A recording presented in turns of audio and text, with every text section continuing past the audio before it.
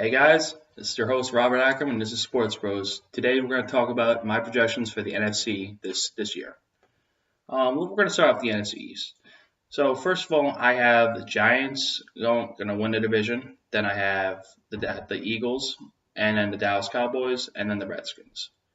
So to me, the New York Giants, they've added a lot of talent. They fixed up their offensive line. They brought in Nate Solder from the New England Patriots.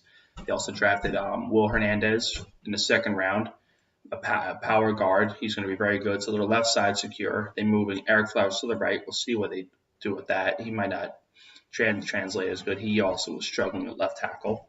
Um, they also traded for Michael Ogletree. They're transitioning to a 3-4 defense. So they really need another middle linebacker. Also, they drafted Saquon Barkley, which is a big for it. Saquon Barkley is going to be a great running back. I think for me, in fantasy and just like as a team, you could look at Saquon Barkley and say he's going to get a lot of catches out of the backfield because if the pocket collapses, if the offensive line isn't going to hold up, he's going to get a lot of catches if Eli's getting pressured. They're also getting OBJ back. Sterling Shepard is going to be healthy also. Evan Ingram is going to be there too.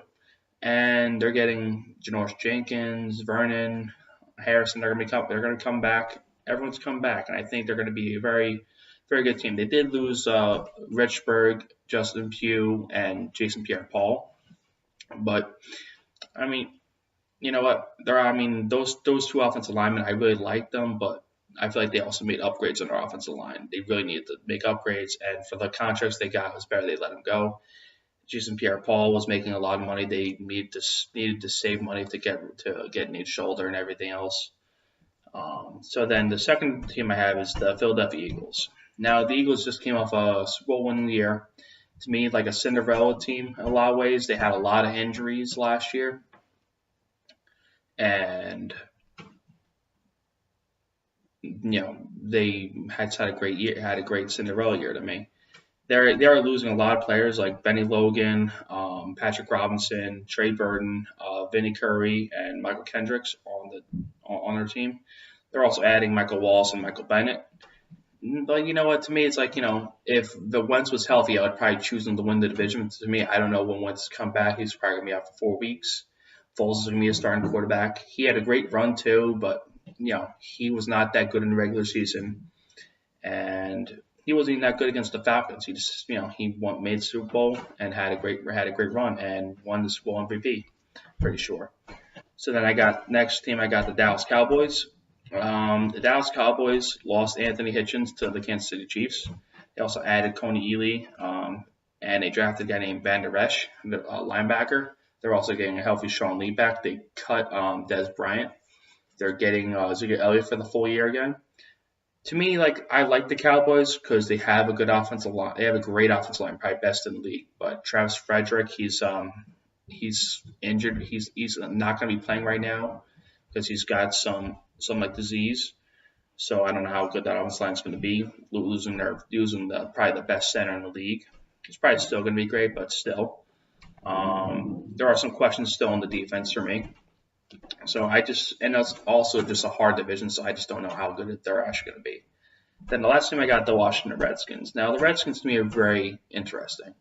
They got rid of Cousins after franchising him for 2 years. Then they add Alex Smith.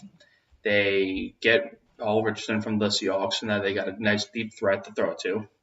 They also added D-tackle Payne from Alabama, which last year they also drafted Jared Allen from Alabama, so they're making the defensive line better. Also Pat McAfee from Pernell McAfee from the Chicago Bears. It's a good defensive end. So they added some good pieces. They've also lost Murphy, defensive end. Terrell Pryor, not that he was doing that good, but he's on the Jets now. They don't have Kirk Cousins, and for them to get Alex Smith, they had to give up Kendall Fuller, their second best cornerback, which I think is going to be a big mistake in the long run. It's just they're in a hard division, and I just don't see them actually going over the Dallas Cowboys, the Eagles, or the Giants. For my overs and unders for them, Vegas has Giants at 6.5. I put them as an over. For the Eagles, 10.5. I say it's an under.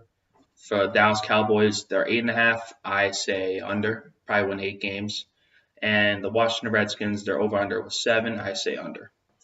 So the next division I have the NFC West. To me, it's clear favorites, the Los Angeles Rams. They just added Ndamukong Suh after he was released from the Dolphins.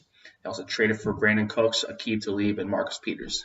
Big upgrades on defense. Already a powerful offense powered by Jared Goff and Todd Gurley. They lost Sammy Watkins. They traded away Ogletree and Robert Quinn, but they've definitely got upgrades on defense, and now it's an upgrade on the wide receiver also. So to me, their over/under was 10. I said they're going to go well over that. They could probably be the second, first seed, probably win 11, 12, 13 games.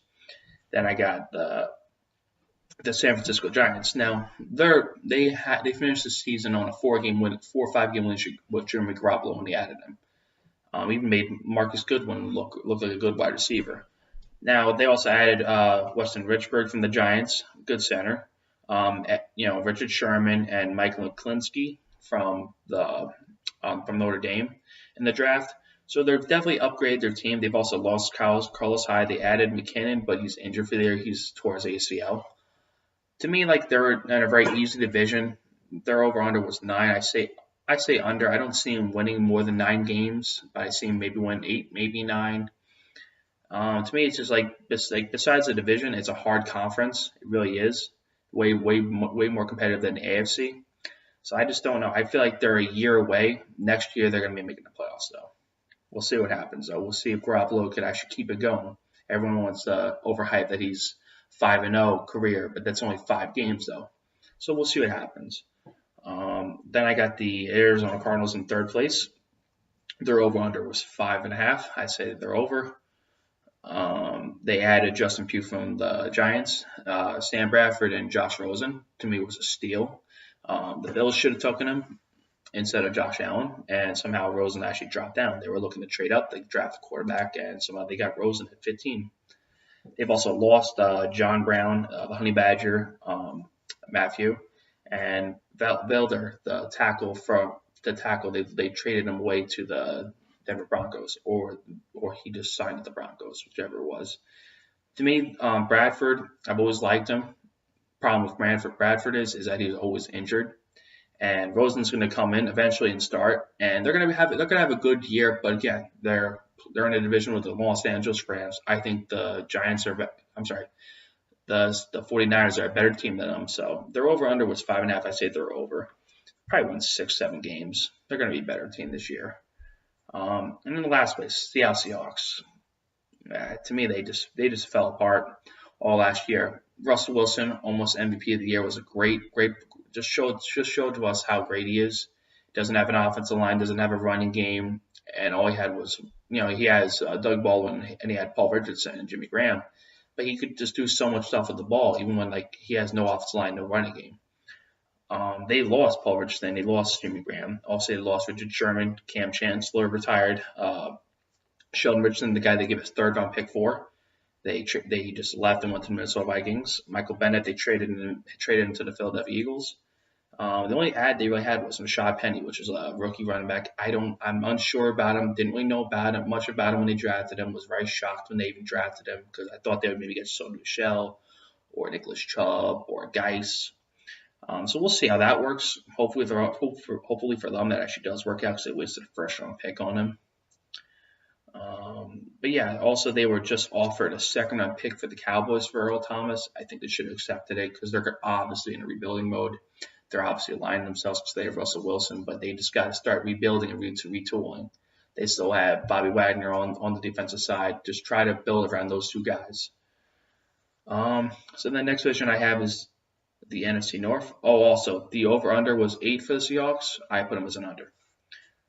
So, to me, how's it going to go? It's going to be the Green Bay Packers, the Minnesota Vikings, Chicago Bears, then the Detroit Lions. To me, the Packers, the over-under was 10. They're going to be well over. I think of them as a number 1, number 2 seed. Rodgers has come back healthy. To me, if he played, they probably could have won the division last year. Not to take anything away from what Minnesota did last year, but to me, they wouldn't have won as many games if Green Bay was playing with Rodgers. They also added Jimmy Graham. Wilkerson, which is pretty good.